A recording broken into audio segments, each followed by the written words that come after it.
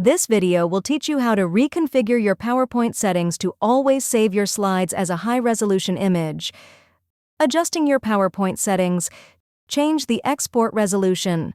To do this, use the registry editor. Click Windows key plus R on your keyboard and type in regedit the open option. Hit OK to execute the open command. This will open the Windows registry editor for some special settings that you can change.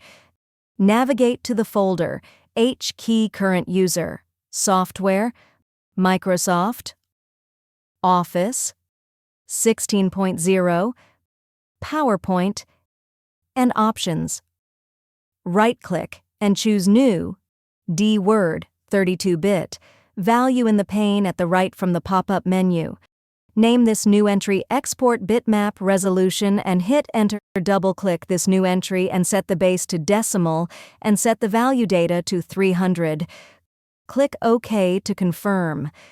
Click Exit on the File menu and you are done saving the file. Open any presentation in PowerPoint of your choice which you'd like to save as images. Click File. Click Save As. Select File Location. Click the Save As type. Choose to save as PNG, JPG, or TIFF format.